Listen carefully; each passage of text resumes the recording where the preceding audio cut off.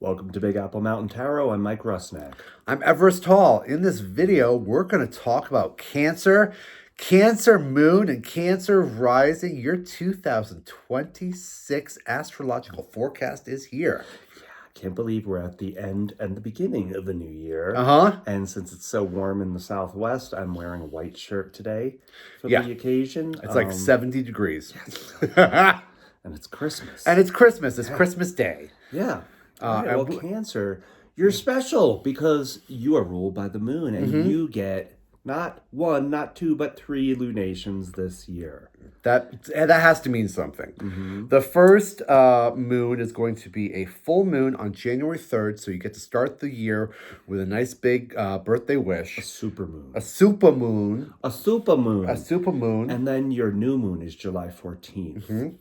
And then at the end of next year, December 23rd, is a regular old full moon. Right. So in the beginning of the year on January 3rd, and at the end of the year on December 23rd, right before Christmas 2026, you get another one. Yeah. That's awesome. Now, we're moving into a fire horse year from a wood snake year. Right. You are not a fire sign. You are a water sign. Cancer, you are the watery water sign. As we move into this fire year, it's a fire horse year. It's going to be really important that we make sure we don't douse our own passions, our own fire, our own flame, our own inner flame. Yeah. You know, you want to make sure that you're not run rampant over by this very strong energy. Mars will not go retrograde in 2026. We are moving forward. We're moving forward as a culture, a society, and a global family. And it's a good idea to maintain your boundaries firm. Be firm but kind. Yes. Don't let them run all over you. Nurture yourself. Yeah. Have boundaries. Because you're going to be developing a lot this year. It's a really important year for you, and you're going to be growing a lot professionally and publicly. Major career shifts, shifts in your home, shifts in your psychology. Yes. And different developments with your children, too. Correct. If you don't have children, maybe you will. Maybe you will. Maybe you will. Okay. And if you don't want children... then you got your inner child. Then don't have them. Then don't have them if you don't want children. Yeah. So let's talk first maybe about the eclipses. Oh, yeah, let's go to the eclipse. The eclipses aren't going to affect you directly, but of course, if you have planets in these signs, they will. And I'll give the position of the eclipse anyway. On February 17th, a solar eclipse in Aquarius is in your 8th house. So that has to do with other people's money, other people's economy, the occult, psychology, sex, death, the things that happen in the bathroom. 8th house is detoxifying, releasing trauma. This is a solar eclipse, so this has to do with your ego in Aquarius. Aquarius is about not just goals and networks and friendships, but it's about the larger community of humanity. So that's how we kind of start off with the eclipses. March 3rd, a lunar eclipse in Virgo affects your 3rd house. So that is siblings, front porch politics, communication, small talk, the community, just the neighborhood. Commutes, your car. August 12th, a solar eclipse in Leo will affect your 2nd house. So that is your finances and your comforts and your luxuries and how you enjoy your life and what keeps you... feeling luxurious. Yeah. What you take in that benefits your body and your mind, the music you listen to. The senses. The food you eat. The smells. The smells. The smells in your beautiful house, which by the time this happens, is going to be so lovely. So lovely. On August 28th, a lunar eclipse in the sign of Pisces will affect your 9th house. So that is higher learning and faith. Your belief and systems. Traveling. Travel, long distance travel. Publishing, teaching, foreign lands. Foreign lands. A cruise down the A Nile. cruise down the Nile, maybe for August. That sounds nice. Yeah, it does. Mercury will retrograde three Only times, only in the emotional water only in signs, water which signs. is you. Yeah. This is where we get wet Yeah. this next year in 2026 is Mercury, our mind. And there will be a recalibration, hopefully, between our mind and our hearts, Yes. right? And just a bit of tempering during these times. Pisces. Sorry, yeah.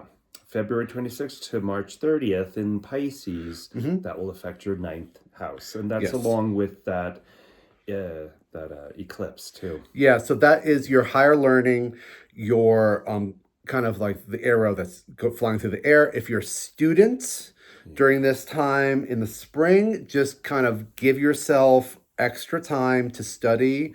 It's a Mercury retrograde in your ninth house of higher learning. If you're in grad school, don't cram in the middle of the night. You got to take the test again. You might have to take it again.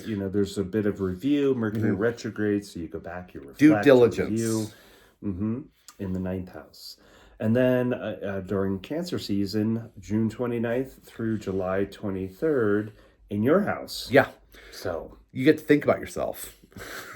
And well, it's not just yourself, but it's how you nurture yourself, how you've been treating your core. Just find an easier, softer way of doing stuff during that time, Just be really gentle, really kind. And then during Scorpio, October 24th to November 13th in Your fifth Scorpio, house. in your fifth house. Yeah. Joy. So that's joy, children. Yeah. Hobbies, the things that you do that bring you good feelings. Creation, our creative aspects. Yeah. Our nodes will be shifting in July. So the North Node is moving from Pisces into Aquarius. Correct. That's your eighth house position. And that's again about psychology and transformation through others' economies, sex, death, rebirth, the occult. Fear. Yeah. Eighth house. And how we process our own fear. This is one of the themes for you for this year. It's the eighth house. It's that Scorpio kind of mystery. It's the deep well. It's fear. It's detoxifying. It's darkness. It's occult. It's all the kind of, googly boogly stuff, but also other people's money. So expect shifts in your personal economy as it is pertaining to other people. Hopefully. And the South Node moves into Leo. Yes. That's your second house. So that's about money and finances. But Leo also represents, just creative endeavors. And with the South Node there, that may suggest that we may have to abandon a creative process that we started. It's done. It's just not going to get wrapped up and we have to walk away from it. Yeah, if you're an artist or a craftsman, it might be time to move away from a project that you've been involved in. Perhaps it's kind of completed with you and you need to send it out in the world. It's Leo in the second house, so that has to do with kind of, other people and the value of other people, but in regards to Leo, so it might be a bit performative and a little bit of I think it's just temper your showboatness. Yes. Just be a little more muted. Listen more than you speak, and that's it. Yeah. And we're just you're golden. Answer. You're fine. You're fine. It's Leo. That's the problem. They're the problem. They're the You're problem. not the We problem. work. Leo's the problem. They're the problem. There. Mars Mars doesn't retrograde, so we don't have to talk about that. But Mars, it's interesting that it's just going to be plowing through each sign. Yeah, but Mars quickly, rules Aries. Yeah. Aries is your 10th house. So along with the 8th house kind of activating detoxification and other people's money, inheritance and such, in Aries, there is going to be this big conjunction that's happening on February 20th, where Saturn and Neptune are together in your 10th house.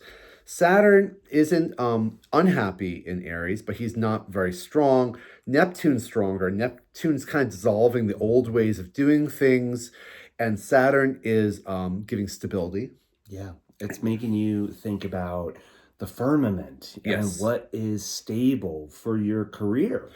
You know, you may have a lot of ideas and dreams about Yeah. your career. Dreams. And What are Neptune mine? is helpful for the dreaming. Yes. But Saturn in Aries is going to be great for taking the practical steps. Right. You know, not the dreamy stuff. No. Not like, oh, I'm going to wind Not a up in this. fantasy. Not a fantasy. No, this isn't fantasy. No, No. we're not talking about fantasies. We're talking about Saturn, realism. Saturn says show your work. And it's going to be in there for the whole year. Starting from the end of January, Neptune moves into Aries, and then Saturn moves in on Valentine's Day. Yeah. And then they're conjunct on February 20th. So this is very interesting. Your year starts off on January 3rd with a full moon. And then comes in these really amazing active planets, Saturn and Neptune, in your 10th house. This makes that career dream come true. Saturn's making things real. Neptune's the dream. They're together. Make a wish. It's a whole lot of Capricorn coming in. It's a whole lot of Capricorn, 10th house. Yeah. If you are a self-employed person, if you own your own business, things are going to really move along for you. If you're working in a new career, your career might change. If you're not working per se, but you're just kind of out, we're all out in the public, your whole public persona is going to be highlighted. And the way that you've always wanted to have been seen in the world, which is a little bit different from how Cancer kind of operates. You know, we're more kind of home and kind of cozy. But the whole way you're seen in the world is going to be highlighted. Yeah. Cancers are really amazing actors. You know, professional theater They're just people. good at keeping everything under the surface, under the water surface, right? Yeah. So if you're an actor or if you're a performer of some type, this is an amazing time to go to auditions, go reach for that goal, go get that Samuel Beckett play. Not I. The brain. You know, we've been on this Beckett trip. Never mind. But if you know, you know. But this is a great opportunity to get out there and to be seen. It's really positive and super helpful, along with this North Node that's happening later on in the summer. So, you know, it's super and good. Speaking about surprises. Oh. Uranus, right? Yeah. Uranus, after April 25th, transits your 12th house. Yes. And that will be in a beautiful trine to Pluto in your 8th house. So Once again. 8th house and 12th house. Transformation, right? Yes. And processing toxicity. And what is that for your psychology? You know, Right. the 12th house could be, and it's a very long transit. It's 8 years. 8 years. So just pour a cup of tea, you know? Uranus Yeah. in Gemini is super interesting. Uranus is really happy in Gemini. Gemini is, you know, communication and chatter and conversation. Higher octave of Mercury. So it's like Mercury to the 10th power. Yes. So the way we're thinking over the next 8 years, and this is everybody collectively, is going to be expanded. Our communication is going to be expanded. Hopefully the companies that rule the way we talk and speak to each other are going to disintegrate. But there's going to be a high sci-fi element to the way we're communicating. And traveling. And traveling. Yeah. Now, your 12th house, Yeah. besides being the subconscious and prisons and, you know, hospitals and all that, it's also support from behind the scenes. Unseen support. Unseen support. Yeah. There might be, I'm going to go back to this actor kind of analogy here. There might be, if you're an actor or if you're out on stage, somebody behind the scenes that you don't know is there helping you. There could be a surprise, because it's Uranus, surprise, a surprise kind of shock of like, oh, wow, I got this like extra boost. Somebody's there in my corner for me. Or you just realize something and then there's this liberation of old karma that you've been carrying. And you're just like, I'm done. And it's trining the 8th house. Carry it anymore. It's trining the 8th house, which is Yeah. also other people's money, detoxification, inheritances. There could be a support that comes into you from an inheritance, or perhaps somebody's hiding some money from you. It could be hidden. Yeah, it could be hidden funds. Hidden funds. You know, Pluto will reveal. Yes. And Uranus will take that up and go, Yeah. If there's some secrets, you will find out about it. Yeah. So pour yourself a cup of tea. Pour yourself a Like cup I of tea. said, And then we got more good news for you. with Jupiter. Jupiter is in Cancer right now. Yeah. We start the year in Cancer. Jupiter is going to be retrograde at the beginning of the year. Right. But then it'll come out. And then the 1st of July, Jupiter moves into your second house position in Leo. Now, what's the second house? It's money. It's values. It's how we nourish ourselves. But in this context of like 8th house and 10th house and second house, I'm going to be kind of like base and talk that just going to make a statement. You're going to get some money. There's going to be... Not without work. No. You got to work on it. But yes, money is coming in. Psychology is being processed. Yes. And there's a lot of creativity to delve into too. And with bravery. That 5th house work. Bravery. Creativity. Yes. So Leo is a super brave, noble creature. Doesn't fear anything, just kind of moves forward. This is a great time with all this inner work that's happening in the 8th house to resolve fears. They know what's right. They know what's just. Leos know what's just. Resolve the fears that you have about how you value yourself and what you do and how you nourish yourself. What do you do that nourishes yourself, that gives you an extra value, that you feel special about? If you have a shame or like a weirdness about this like little thing that is so important to you, this is a wonderful time to just throw that out the window. Or to work on it and then throw it out. Yeah, work on it, throw out the window. Chew on it and then put it down for good. Yeah. Yeah. Because Jupiter in your second house is super fantastic and I'm really happy for you. I'm super excited. Yeah, and with that, these are your notes for the year, Cancer. Oh, wait, Chiron. Oh, We missed something. Sorry. We missed the pain point. Yes. We missed the pain. Since we've been avoiding all the pain all this time, we saved the pain for last. Right. Chiron, the wounded healer asteroid. Yes. It is moving. It's right now in your 10th house position. So if you feel like you're not in the right job right now. Yeah. It could be some of that, some of Chiron in there telling you you're not good enough, you're not in the right place.